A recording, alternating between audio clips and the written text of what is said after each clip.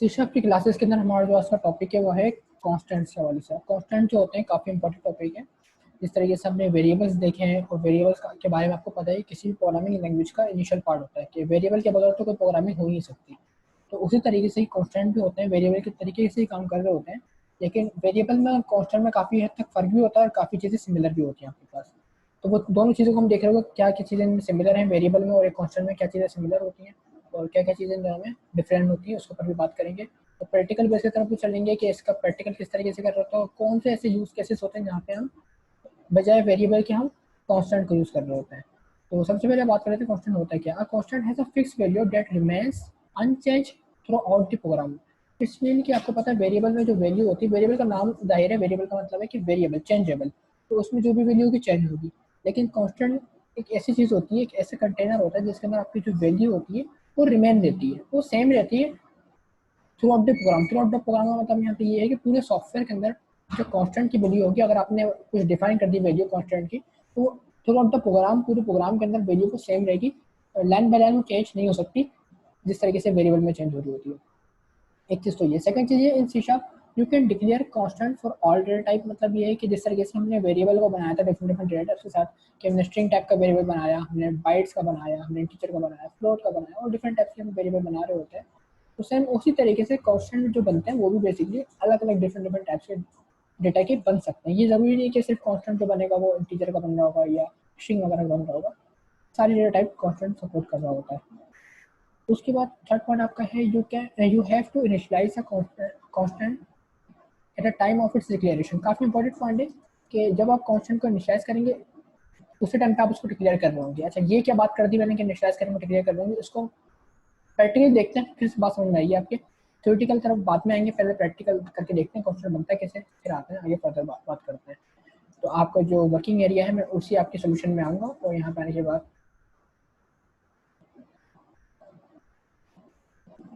इसी सोल्यूशन के अंदर रहते हुए एक और प्रोजेक्ट ऐड कर लेंगे, ऐड न्यू प्रोजेक्ट, और यहाँ पे आने के बाद console app dot net framework next करें। और यहाँ पे आने के बाद इस दफ़ा मैं अपने प्रोजेक्ट का नाम दे रहा हूँ कॉन्स्टेंट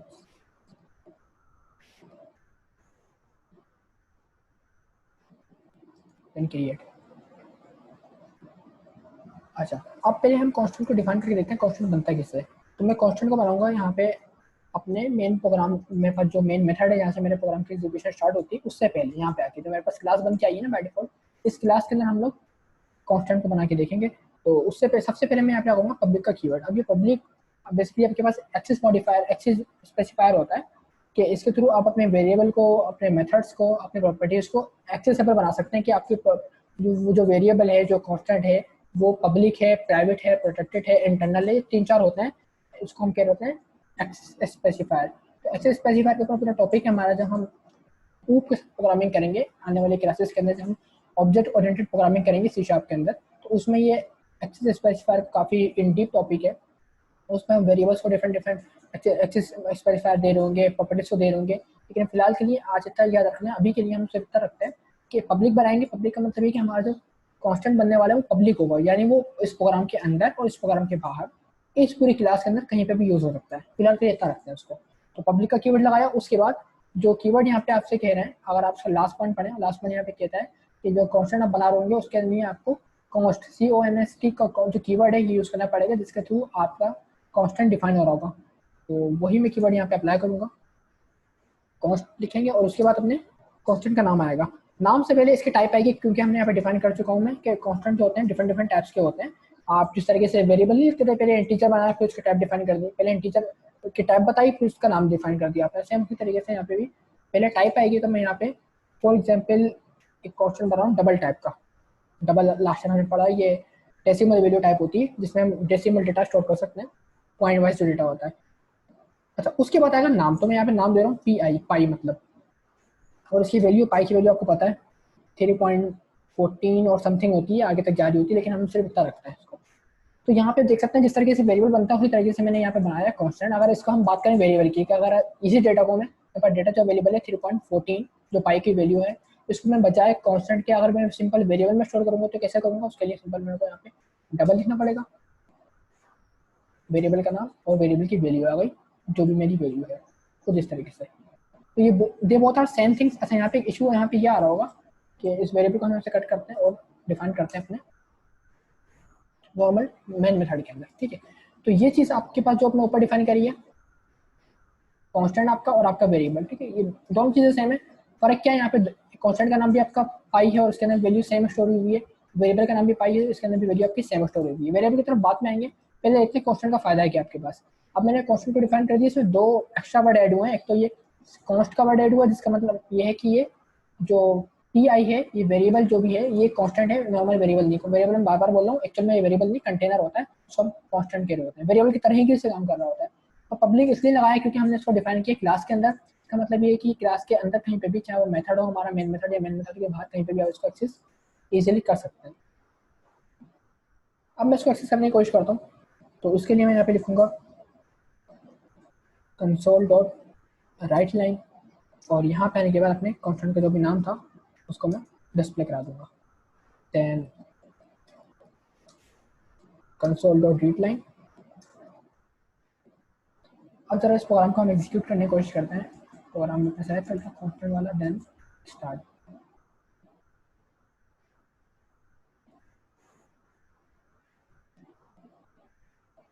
ठीक है, आपके पास जो पाई की वैल्यू थी वो आपको रिट्रीव हो गई 3.14, जो भी हमने वैल्यू सेट करी थी। ये सेम उसी तरीके से गेट हुई जिस तरीके से कोई भी वेरिएबल की वैल्यू गेट हो रही होती है, सेम उसी तरीके से हुई है। अगर मैं इसको कन्वर्ट करता हूँ वेरिएबल के अंदर, क्लोज करते हैं प्रोग्राम को, और जो मैंने कांस्टेंट बनाया उसको मैं करता हूँ कमेंट और अपने वेरिएबल करता हूँ अनकमेंट। आप देखें नाम तो दोनों को सेम ही है, इधर भी नाम पाई था इधर भी नाम पाई था, ठीक है। तो देखते हैं वैल्यू वेरिएबल की किस तरीके से गेट करके हमारे पास आ रही होगी।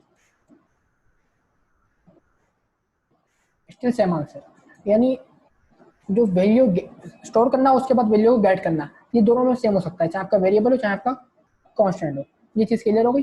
तो उसके बाद फिर ये है कि फायदा क्या आपका, या डिफरेंशिएट कहाँ पे चीज़ करेंगे हम लोग। अभी तो चीज़ हमने सेम देख ली, कांस्टेंट भी सेम उसी तरीके से वर्क कर रहा है, वेरिएबल सेम उसी तरीके से वर्क कर रहा है।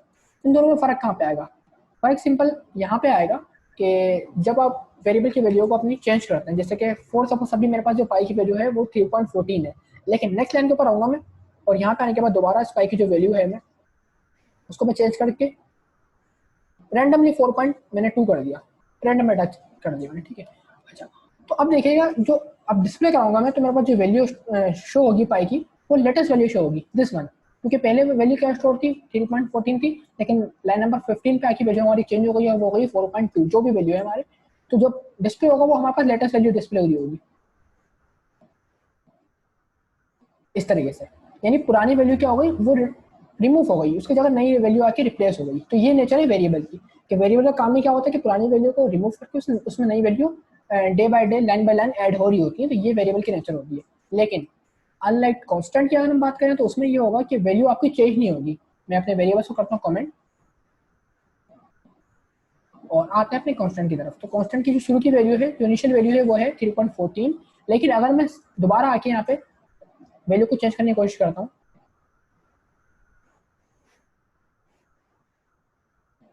वेरिएबल का नाम मेरा और 4.2 जो भी वैल्यू है मेरी,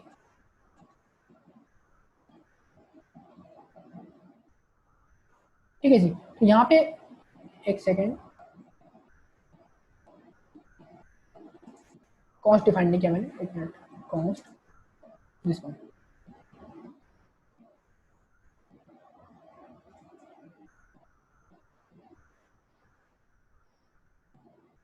एरर क्रिएट कर दे रहा है आपको। एरर क्रिएट करने का मकसद यहाँ पे ये है कि आप जो है सेम वैल्यू जो है कांस्टेंट के ऊपर अप्लाई दोबारा नहीं कर सकते। अगर मैं टाइप डिफाइन करता हूँ उसकी दिस वन, और यहाँ पे एक मैं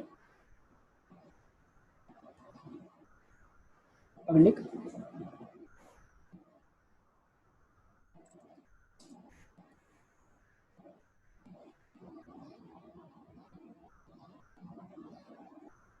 ये दें, ये बोल रहा ऑलरेडी आपने डिफाइन किया हुआ है पी आई या पाई के नाम से कांस्टेंट, तो उसको आप दोबारा रीडिफाइन नहीं कर सकते। हालांकि नीचे हमने वेरिएबल केस में क्या किया था, वेरिएबल को हमने दोबारा रीडिफाइन कर दिया था। यहाँ पे भी देखो वही वैल्यू वेरिएबल का नाम था, यहाँ पे वही सेम नाम था, सिर्फ हमने वैल्यू चेंज कर दी। यहाँ पे हम क्या कर रहे हैं, वही काम कर रहे हैं, दोबारा वैल्यूज चेंज कर रहे हैं। लेकिन यहाँ पे बोल रहा है जो बना बनाया कांस्टेंट है उसको रीडिफाइन आप नहीं कर सकते, रीडिफाइन नहीं कर सकते, इसका मतलब दोबारा वैल्यू को आप चेंज भी नहीं कर सकते। तो ये एक नेचर है कांस्टेंट की जो कि काफी इंपॉर्टेंट है। और इसको हम यूज कहाँ पे करोगे, नॉर्मली अगर आप देखते होंगे जैसे कि एम्प्लॉयज का डेटा है, किसी कंपनी के एम्प्लॉयज का डेटा है, तो वहाँ पे ये होगा कि कंपनी के जो एम्प्लॉयज होंगे उनका जो नाम होगा वो चेंज होगा तो उसको हम वेरिएबल में सेव कर सकते हैं। ईमेल भी चेंज हो सकता है सबका और डिफरेंट डिफरेंट डेफिनेशन हो सकती है, लेकिन एक चीज़ कॉमन होगी सब में, वो होगी कंपनी का नाम, कि जितने भी एम्प्लॉयज हैं उनकी कंपनीज का नाम सब में सेम ही होगा ना। तो इसलिए हम इस ऐसे सिनेरियो, ऐसे वेरिएबल, ऐसा डेटा जो वहाँ पे आपका डेटा चेंज ना हो रहा हो, चेंज बहुत रेयर केसेस में हो रहा हो, तो वहाँ पे हम बजाय वेरिएबल के हम वहाँ पे कांस्टेंट को प्रेफर कर रहे होते हैं, ताकि डेटा आपका लाइन बाय लाइन चेंज ना हो रहा हो। तो ये चीज़ हो गई। सेकंड चीज़ ये है कि हम थ्योरेटिकल बात पर दोबारा आते हैं, इधर बात करते हैं। ये थर्ड पॉइंट है, ये कह रहा था कि जब आप कांस्टेंट को इनिशियलाइज करोगे उसी टाइम पे कांस्टेंट को आप डिक्लेयर करोगे। वो किस तरीके से, कि मैं यहाँ पे आता हूँ, उसको मैं करता हूँ रिमूव, और यहाँ पे पहले मैं आपको बता दूँ कि वेरिएबल की इनिशियलाइजेशन क्या होती है, डिक्लेरेशन क्या होती है। कि अगर मेरे पास एक नॉर्मल वेरिएबल है इंटीजर टाइप का, मैं यहाँ पे एक नॉर्मल वेरिएबल बना लेता हूँ, वेरिएबल ए नाम से, और इस तरीके से, तो इस टाइम पे ये खिलाएगा मेरे पास वेरिएबल डिक्लेरेशन खिलाएगी।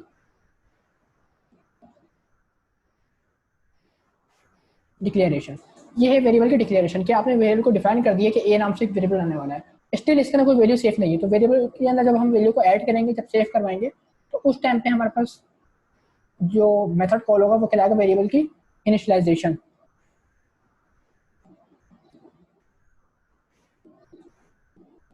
ये आपके पास वेरिएबल की इनिशियलाइजेशन, यानी हमने एक ही वेरिएबल को अलग अलग लाइन्स में डिवाइड करके काम कर दिया। तो अगर मैं इसको डिस्प्ले करने की कोशिश करूंगा, ए वाले वेरिएबल को, दिस वन, तो ये मेरे पास आउटपुट दे देगा प्रॉपर, कोई इसमें गलती नहीं है, कोई एरर नहीं है। ठीक है, आपके पास आउटपुट आ गया। यानी हमने किया क्या, यहाँ पे हमने ये किया कि वेरिएबल को इनिशियलाइज अलग लाइन में किया, डिक्लेयर अलग लाइन में किया। अच्छा, ये वेरिएबल के साथ तो पॉसिबल है काम, लेकिन अगर हम बात करें कांस्टेंट की, तो वहाँ पे चीज़ें पॉसिबल नहीं होगी। मैं इसको कमेंट करता हूँ।